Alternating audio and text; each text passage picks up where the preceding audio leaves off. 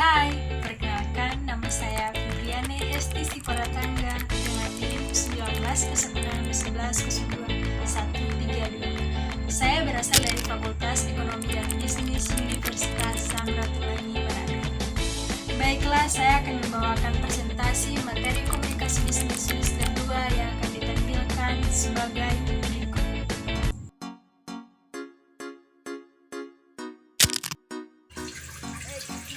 7.1 Pengorganisasian penulisan surat lamaran atau Job Hunting Writing Business Application.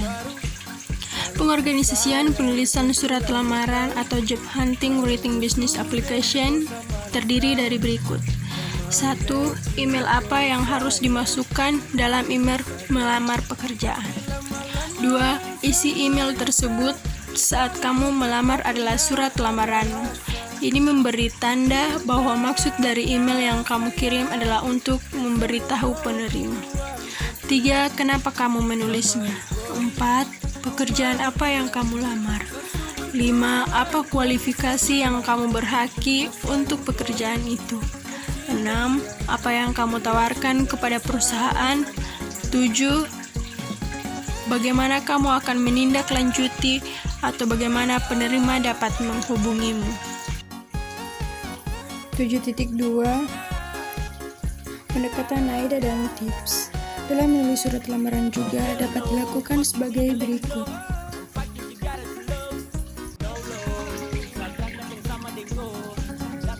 7.3 Reklame. Reklame adalah sarana atau alat untuk menyampaikan informasi, menawarkan, mempromosikan, dan menghadirkan produk atau layanan kepada publik menggunakan gambar dan kata-kata yang menarik. Pengorganisasian reklame terdiri dari berikut. 1. Berdasarkan tujuan pengadaan. 2. Berdasarkan sifatnya. 3. Berdasarkan tempat pemasangan. Dan 4. Berdasarkan media. 8.1 Arti penting wawancara dapat dilihat sebagai berikut.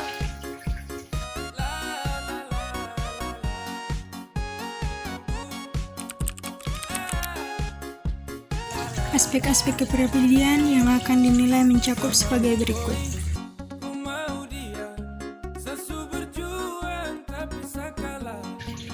8.2 Cara mengenali pekerjaan dan perusahaan pemberi kerja. Sebelum wawancara, ada baiknya calon pelamar mencari informasi sebanyak-banyaknya mengenali bidang pekerjaan yang dimaksud. Hal ini agar nantinya pada saat wawancara berlangsung, calon pelamar telah memiliki gambaran mengenai bidang pekerjaan tersebut.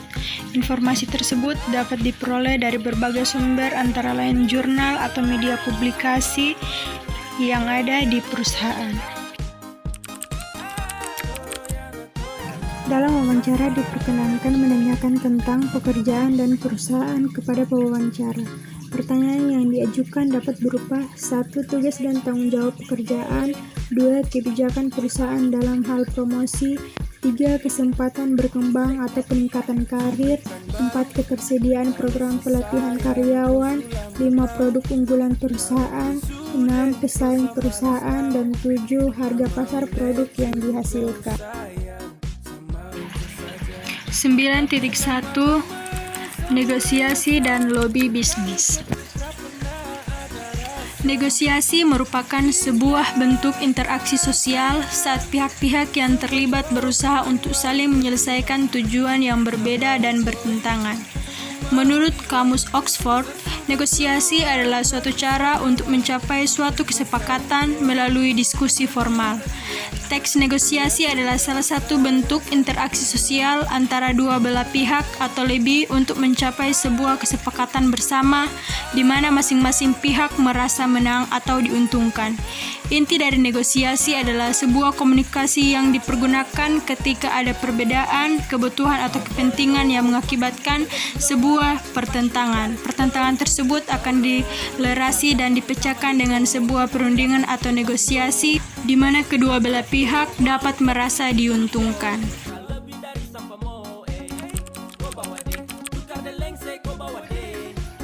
Lobby adalah aktivitas komunikasi yang dilakukan individu ataupun kelompok dengan tujuan mempengaruhi pimpinan organisasi lain maupun orang yang memiliki kedudukan penting dalam organisasi dan pemerintahan sehingga dapat memberikan keuntungan untuk diri sendiri ataupun organisasi dan perusahaan. Pelobi. Menurut A.B. Susanto, salah seorang konsultan manajemen yang dikutip oleh Zainal Abidin Partao 2006, melobi adalah dasarnya sesuatu usaha yang dilakukan atau dilaksanakan untuk mempengaruhi pihak-pihak yang menjadi sasaran agar terbentuk sudut pandangan positif terhadap topik lobby. Lobby merupakan bagian dari aktivitas komunikasi. Lingkup komunikasi yang luas menyebabkan aktivitas lobby juga sama luasnya.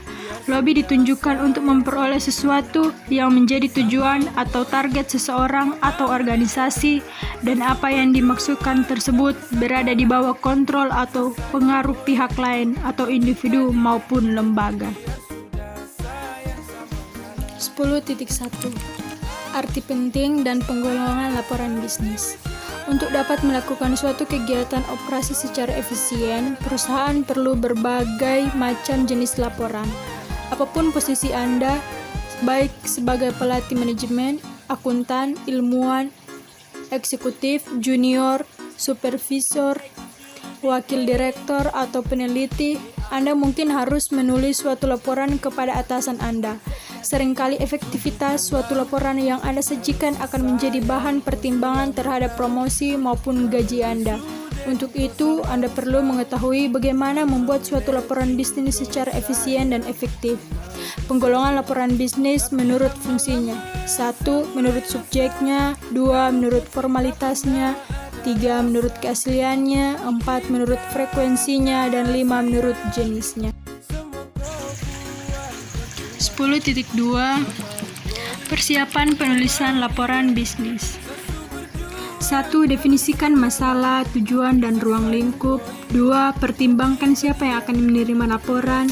3. Menentukan ide atau gagasan. 4. Mengumpulkan bahan yang diperlukan. Tahap keempat adalah mengumpulkan fakta-fakta yang diperlukan dari sumber-sumber yang terpercaya. 5. Menganalisis dan menafsirkan data. 6. Mengorganisasi data dan mempersiapkan kerangka akhir. 10.3 Organisasi tubuh laporan bisnis. Organisasi tubuh laporan bisnis, bentuk penyusunan laporan mempunyai daya tarik tertentu yang akan mempengaruhi pembaca. 1. Cara menyusun tubuh laporan bisnis. Ada dua cara yang digunakan untuk menyusun tubuh laporan bisnis, yaitu cara deduktif atau langsung dan induktif atau tidak langsung. Kebanyakan laporan bisnis disusun secara deduktif karena pembaca ingin tahu terlebih dahulu lebih dini mengenai kesimpulan dan rekomendasi laporan bisnis. A. Cara deduktif. Dalam suatu laporan panjang, pembaca biasanya lebih suka menggunakan cara deduktif karena memberikan kepada pembacanya suatu gambaran yang cepat sebelum mereka mengetahui secara lebih rinci. Secara umum, Anda dapat menggunakan cara deduktif jika pembaca Anda memiliki karakteristik sebagai berikut. 1. Eksekutif yang sibuk. 2. Lebih suka untuk menentukan sesuatu dengan segera.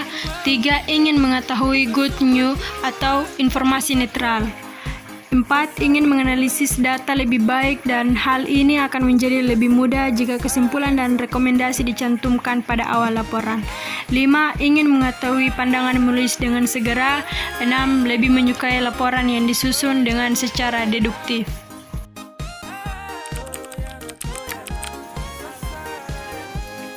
B. Cara induktif. Menjelaskan fakta-fakta yang ada sebelum ide pokok, kesimpulan atau rekomendasi dikemukakan, dan menyajikan fakta-fakta serta bahan-bahan pendukung lainnya sebelum sampai pada bagian kesimpulan atau rekomendasi. Dapat menggunakan cara induktif jika pembaca Anda memiliki karakteristik sebagai berikut. 1. Ingin mengetahui penjelasan secara rinci terlebih dahulu untuk dapat memahami kesimpulan dan rekomendasinya. 2. Ingin mengetahui kesimpulan yang kurang menyenangkan atau bad news.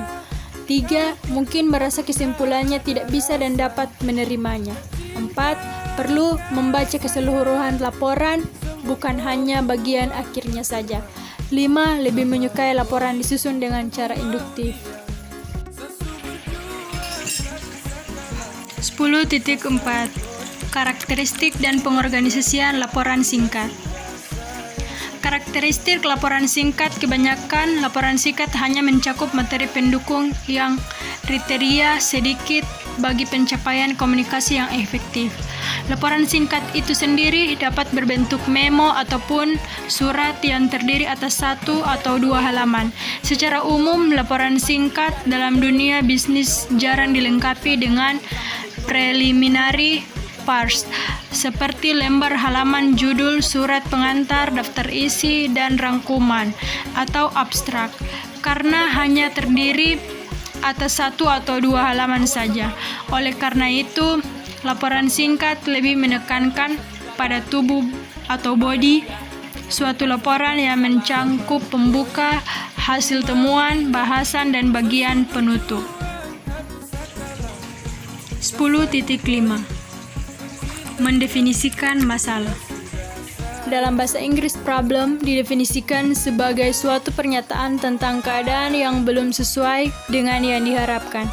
Bisa jadi kata yang digunakan untuk menggambarkan suatu keadaan yang bersumber dari hubungan antara dua faktor atau lebih yang menghasilkan situasi yang membingungkan. 1. Masalah biasanya dianggap sebagai suatu keadaan yang harus diselesaikan. 2. Umumnya masalah disadari ada saat seseorang individu menyadari keadaan yang ia hadapi tidak sesuai dengan keadaan yang diinginkan. Dalam beberapa literatur riset, masalah seringkali didefinisikan sebagai suatu yang membutuhkan alternatif jawaban. Artinya jawaban masalah atau pemecahan masalah bisa lebih dari satu. Selanjutnya, dengan kriteria tertentu akan dipilih salah satu jawaban yang paling kecil risikonya. Biasanya alternatif jawaban tersebut bisa didefinisikan jika seseorang telah memiliki sejumlah data dan informasi yang berkaitan dengan masalah bersangkutan. 10.6 Kerangka analisis. Metode kerangka. Sebelum menulis laporan, kerangka membantu untuk melihat hubungan di antara topik, membandingkan proporsi dan judul, mengecek keterkaitan keseluruhan dalam suatu susunan yang logis, dan menghilangkan tumpang tindih. A. Jenis-jenis judul. Dalam penulisan laporan, jenis-jenis judul dapat digolongkan ke dalam 4 judul. Judul topik, judul kalimat, judul lengkap, judul kalimat imperatif, dan judul varian. Judul topik merupakan judul yang paling familiar atau umum. Judul itu terdiri atas kata tunggal, beberapa kata, phrase singkat. Judul kalimat lengkap selalu mencakup subjek dan predikat. Judul kalimat imperatif dimulai dengan suatu kata kerja dan tidak memiliki subjek. Judul varian biasanya dimulai dengan partisiple.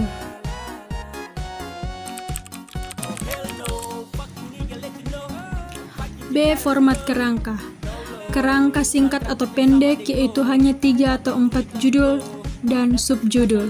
Sedangkan untuk kerangka panjang dapat menggunakan salah satu dari ketiga cara yang tersedia. Bila menyusun judul dan subjudul perlu diperhatikan 5 hal, yaitu 1. Tempat ide-ide yang paling penting pada tingkat tertinggi, lalu pertimbangkan panjang laporan, subjek, dan pembaca. 2. Sedapat mungkin cobalah untuk menjaga keseimbangan masing-masing bagian. 3. Jika Anda membagi suatu topik, paling tidak Anda mempunyai 2 subjudul. 4. Gunakan pertimbangan dengan baik, jangan terlalu banyak dan jangan terlalu sedikit untuk subjudul. 5. Tidak pernah menggunakan judul laporan sebagai bagian judul. C. Paralelisme dalam judul. Semua judul harus paralel.